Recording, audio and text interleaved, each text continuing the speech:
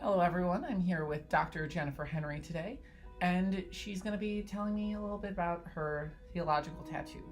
But before she does it, why don't you tell me a little bit about yourself?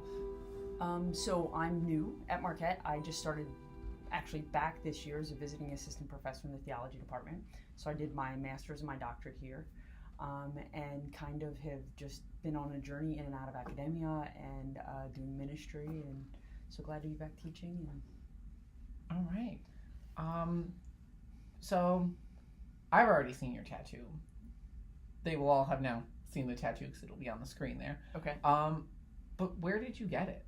Or like when, how, why? Yeah, so I got it, I'm gonna date myself, right? So I was 22 years old. It was May of my senior year of college. Well, I was going to say like last week. Yeah, that's awesome. When I was 22, yeah.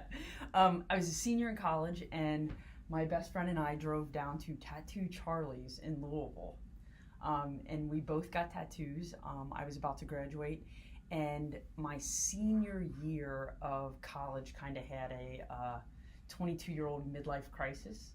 And at the end of the first semester, I completely bailed on what my degree was and graduating, and decided that I needed to go to seminary. Wasn't going to go into the ministry. I mean, that wasn't my intent of going to seminary, but just kind of knew that I needed to study more, and that in one way, whatever God was calling me to, I needed to make sense of it. And so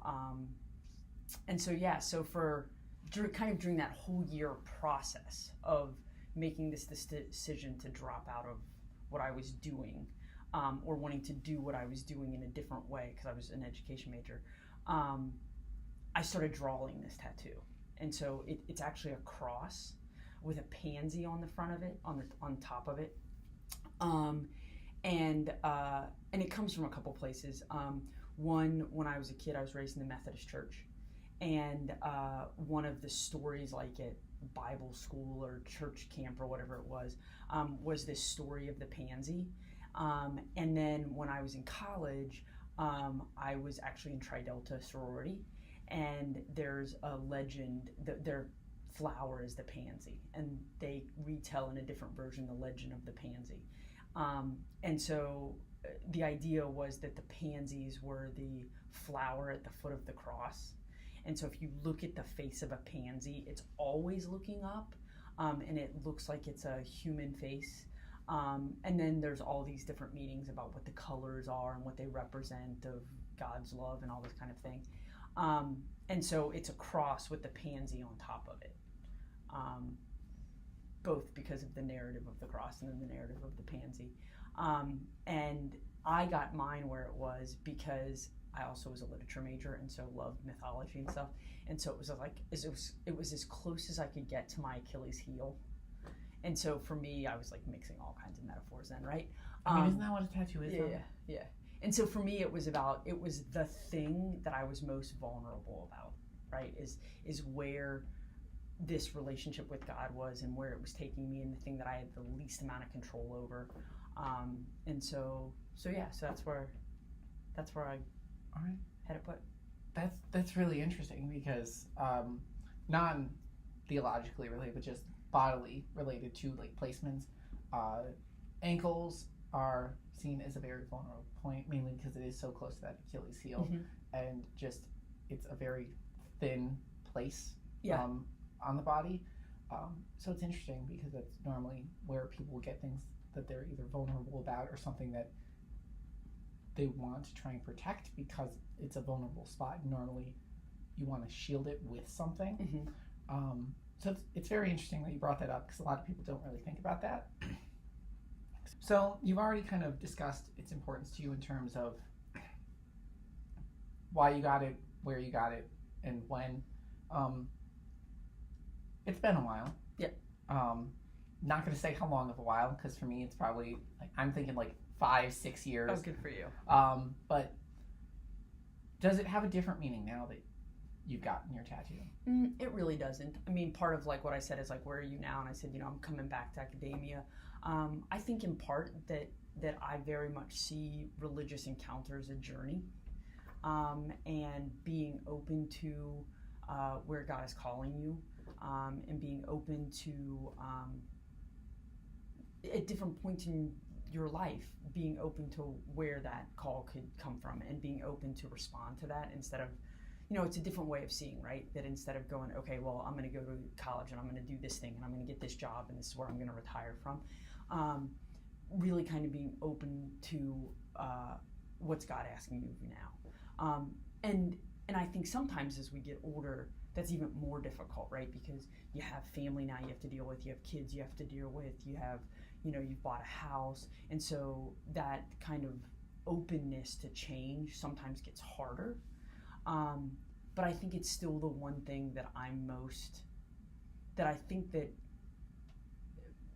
you control least, right? That if you're truly open to it, right, you have to have some sense of lack of control.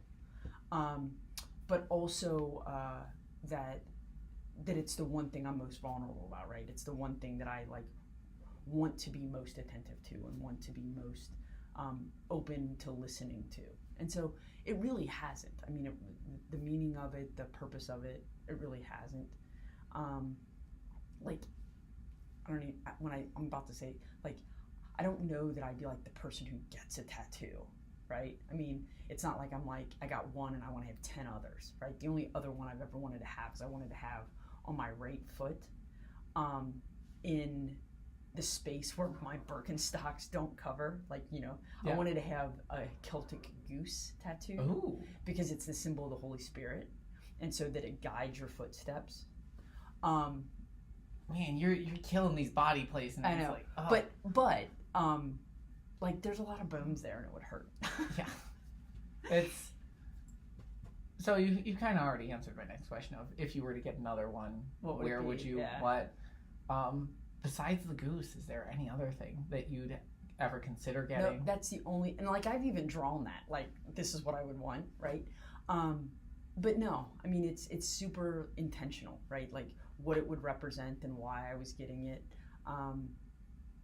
But it fascinates me too, when I see people's tattoos, why would you choose that? Or isn't that kind of random? Or because for me it was very purposeful and very meaningful as to why I got it and what I got it. Yeah, it's very much the same with mine. Everyone watching, you've already heard this many times because my first video is me kind of giving the basis of here's what we're going to do in these interviews with my tattoo. It's actually right here. A lot of people think it's Sharpie just because it looks somewhat fake. But it's my childhood, essentially. So Harry Potter. Yes. Mickey Mouse. Yes.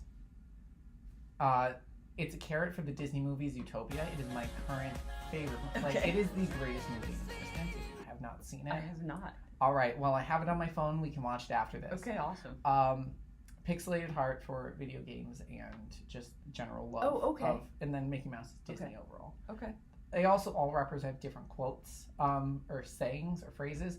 I just didn't want all of those on my arm, so we got pictures instead. But it's very interesting just to think about. Some people are just yeah, I really like ketchup, so I got ketchup on my upper sleeve. Yeah. I think that's Ed Sheeran, probably. It's so I think it's so interesting how some people are I need to have a meaning, and then others are just I went in there and picked not? that out of a book. Yeah. I don't know that I could ever be one of those people. Yeah, but me either. It's very interesting. Yeah. Do you even think about it though anymore? Do you even think about having it? I don't know. I mean, I see it daily, so yes, but it's not the first week I had it, I was whoa, this isn't going away. It's not fake. But now it's just kind of something that's there. I mean, because all of the pictures represent some sort of either inspirational message to me or something that I find motivational for myself, it's kind of a nice, okay, what does that mean? I see that, all right, I can get through this. But also, I think because I do see it constantly, I am reminded of it. Or if it was because originally I wanted it on my spine, right on the back, right below my neck. Right. Because symmetry is nice. But I'm never going to see that. Right. So how about we don't? Yeah. That was my thought process. Yeah. I mean, do you think about yours ever? I don't at all. I know it's there. but it's usually other people going, oh my gosh, you have a tattoo. Because like, unless it's winter, right, and I have to have socks and shoes on, I've usually got Birkenstocks on. And so usually it's more of people reacting, like, oh my gosh, what is that? You like, because it's not, you wouldn't think that I would have tattoos, right? And so it's usually that. And then it becomes this, well, am I going to explain to you what it is, right? Like people are like, oh, what is that? And when I was younger, especially when I was doing youth ministry, I would totally explain what it is, because it was all about this open window to talk about faith being a journey and about what it represented for me.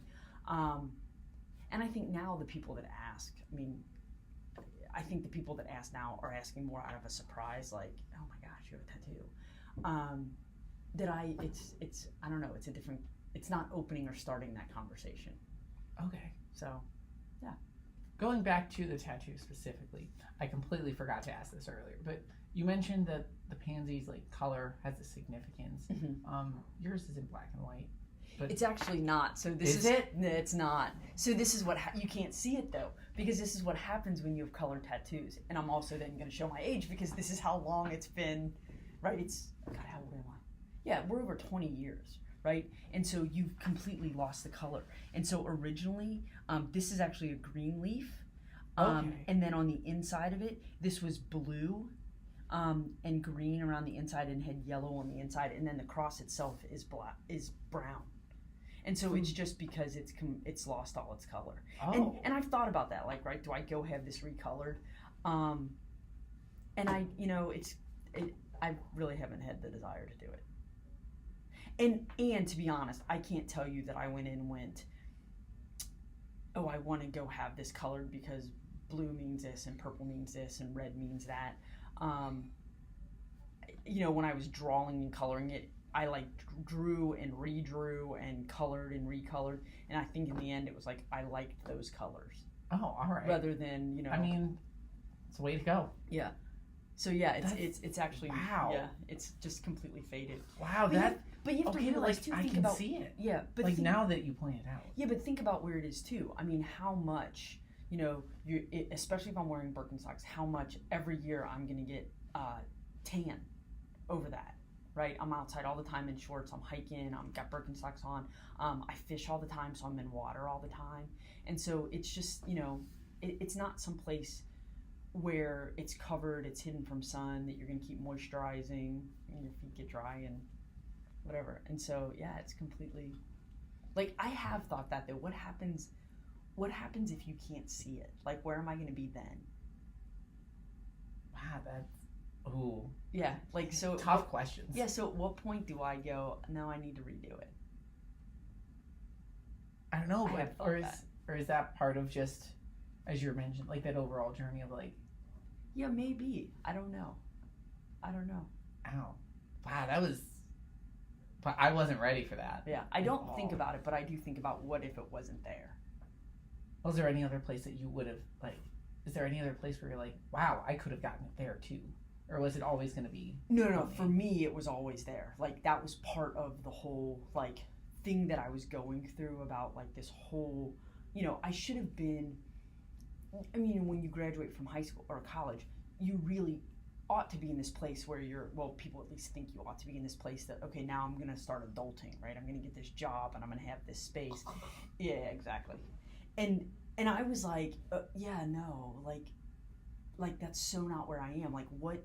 I want to keep asking questions, and I want to keep figuring out all this stuff, and I want to figure out like I really being introduced in college to the kind of idea of vocation, right?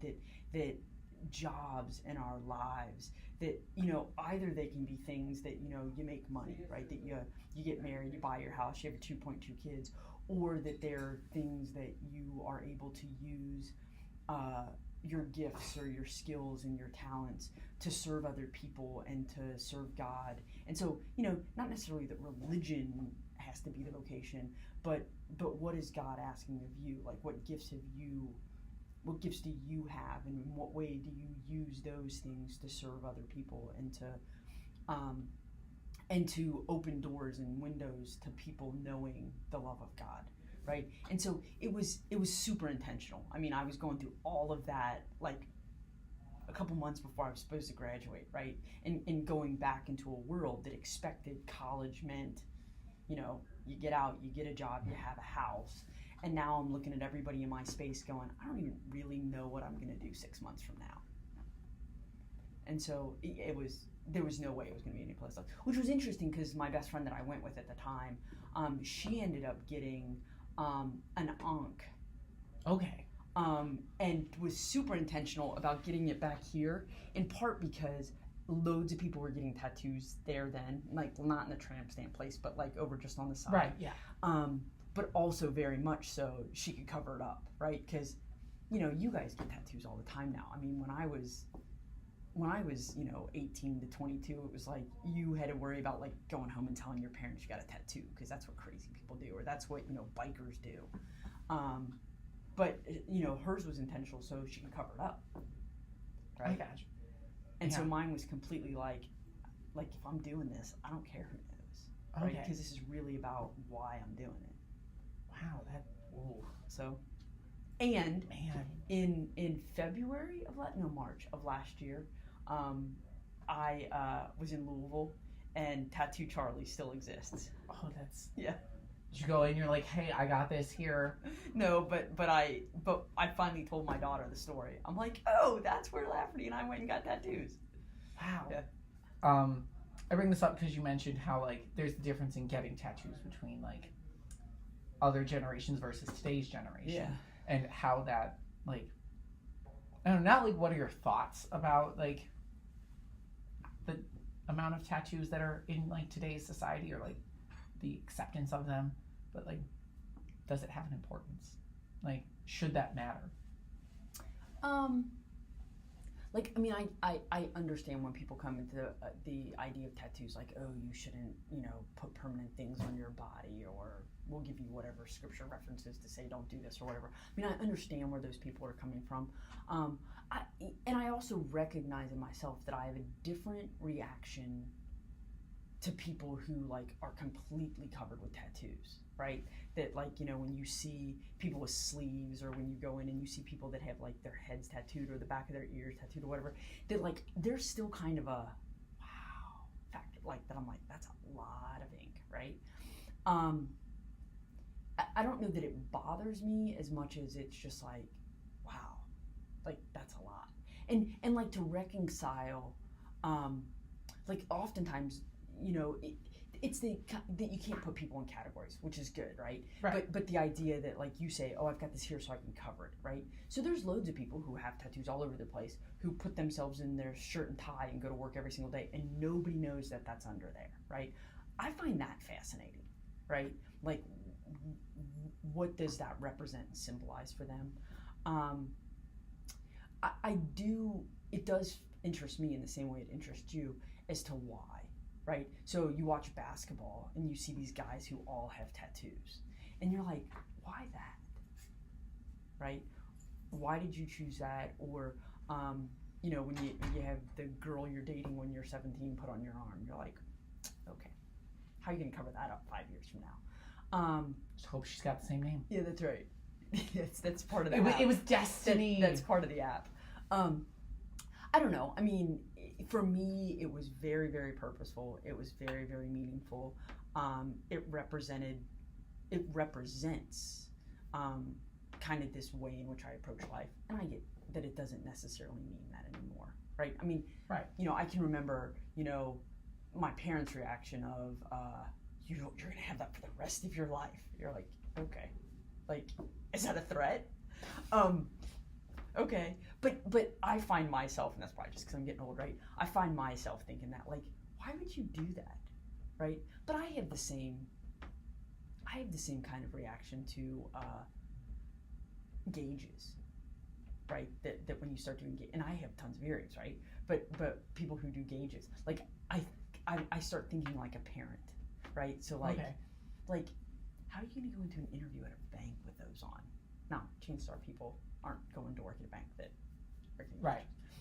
But I have that too, right? And so I don't know if that's just about age, or if it's about, I don't know, what societal construct, or I have no idea. That's not this conversation. That's right. we'll just put that away. Yeah. We'll move on. Yeah. But, all right, well, you have been a wonderful guest.